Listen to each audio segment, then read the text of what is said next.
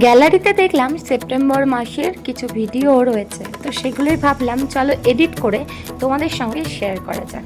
নমস্কার বন্ধুগণ, রাধে রাধে। আমি সুস্মিতা, আমার চ্যানেলে তোমাদের সকলকে জানাই সুস্বাগতম। হাজির হয়েছি নতুন একটা ভিডিও নিয়ে। হ্যাঁ, জানি ভিডিওটা পুরনো, কিন্তু আশা করছি ভিডিওটা তোমাদের ভালো লাগবে। আজকের ব্লগটা গাড়িতে যেতে যেতে স্টার্ট করলাম।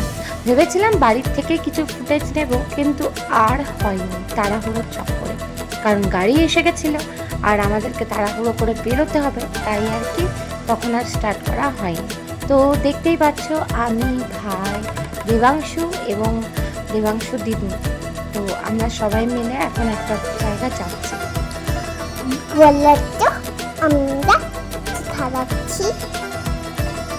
আমরা শপিং করতে যাচ্ছি। হ্যাঁ, দেবাংশু ঠিকই বলেছে, আমরা পুজোর বাজার করতে গেছিলাম এই দিনে, তো সেই কারণের জন্য ভিডিওটা বানিয়েছিলাম। তবে সেপ্টেম্বর মাসেই আমাদের একের পর এক, মানে সেপ্টেম্বর, অক্টোবর, নভেম্বর করে একের পর এক ঝড় শুরু হয়েছিল। তো সেই ঝড়গুলো সামলাতেই আমরা হিমশিম খেয়ে গেছি। তো সেই কারণের জন্যই আর সেই ভিডিওগুলো আর এডিট করা হয়নি। দুর্গাপুজো উপলক্ষেই আমরা বাজার করতে এসেছিলাম। তো এই যে কাউন্টারটাতে রয়েছে আমরা মলের, তো সেখানে শুধুমাত্র ছেলেদের এবং বাচ্চা ছেলেদেরও কিন্তু জামা প্যান্টের কালেকশন রয়েছে।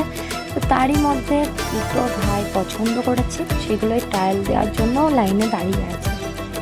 ভাই ওইদিকে জামা কাপড় পছন্দ করছিল, তখন ভাবলাম যে দেবাংশের জন্য আমরাও জামা কাপড়টা কিনে নিই।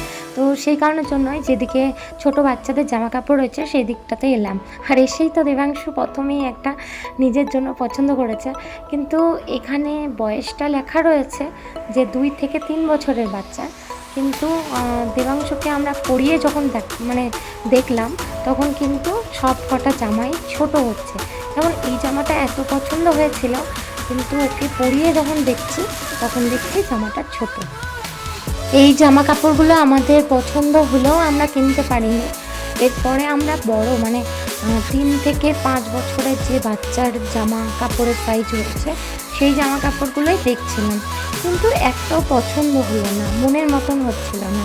তো সেই কারণের জন্যই আমরা এই শপিং মলে শুধুমাত্র ভাইয়ের জামা কাপড়টা কিনেই আমরা বেরিয়ে যাই। সেই কোন সকালে খেয়ে এসেছি, তো সেই কারণের জন্যই আমাদের খিদে পেয়ে গেছিলো। তো আমরা এখন চলে এসেছি খাবার খাওয়ার জন্য।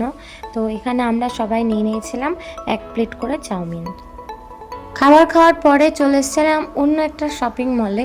তো সেখানে এসে আমরা শপিং করি, কিন্তু তখন আর ভিডিও করা হয়নি। শপিং করব না ভিডিও করব। তো এরপরে আমরা শপিং করার পর লাইনে দাঁড়াই। আর সত্যি কথা বলতে বাজার করতে যত না টাইম লেগেছিল তার থেকেও অনেক গুণ বেশি লাগলো আমাদের বিল করাতে। ভাবতে পারছো কী পরিমাণের লাইন। অনেকক্ষণ ধরে লাইনে দাঁড়িয়ে বিল করিয়ে ফাইনালি বাইরে এলাম। সত্যি বলছি আর এনার্জি নেই, এত বিরক্ত লাগছে কিছু বলার নেই। এতক্ষণ দাঁড়িয়ে শুধুমাত্র বিল করতে কতটা যে সময় মানুষের নষ্ট হচ্ছে, যারা বিল করাচ্ছে বাড়ি তারাই একমাত্র বুঝতে পারবে। তো আজকের ওয়েদারটাও খুব একটা ভালো নেই। তো যখন আমরা ওখানে দাঁড়িয়েছিলাম তখন খুব মেঘ গর্জন করছিল, আমরা বুঝতেই পেরেছি বৃষ্টি নামবে। তো সেই কারণের জন্যই আমরা আর দেরি না করে ওখানে কিছু ফাস্টফুড কিনে বাড়ির উদ্দেশ্যে রওনা দিলাম। আজকে খুব ক্লান্ত হয়ে গেছি শুধুমাত্র দাঁড়িয়ে থাকতে। এখন ভালোই বাড়ি পৌঁছাই, সেটাই অনেক। কারণ যা মেঘ গর্জন করছে, বিদ্যুৎ এত চমকাচ্ছে, বাইরে ভালোই বৃষ্টি হচ্ছে, সেটা হয়তো গাড়ির কাছে একটু হলেও বুঝতে পারছো। আর এখন সময় প্রায় রাত্রি 8টা মতন বাজে। তো বাড়ি পৌঁছাতে বেশ অনেকটাই টাইম হয়ে যাবে। তো আজকের ব্লগটা এখানেই এন্ড করছি। আশা করছি যে ব্লগটা ভালো লেগেছে। তো দেখা হচ্ছে নেক্সট ভিডিওতে। তো ততক্ষণের জন্য ভালো থাকো, সুন্দরভাবে নিজের জীবনকে অতিক্রম করো। আমাদের জীবনের সুখটাও থাকবে, আবার দুঃখটাও থাকবে। তো সব কিছু মিলে মিশে আমাদেরকে এভাবেই এগিয়ে যেতে হবে। তো সেই কারণের জন্যই বলছি, সুখে থাকো বা দুঃখে থাকো, নিজের জীবনটাকে ভালোভাবে উপভোগ করো। কারণ আমরা কিন্তু জানিই না যে আমরা কবে এই পৃথিবী ছেড়ে চলে যাব।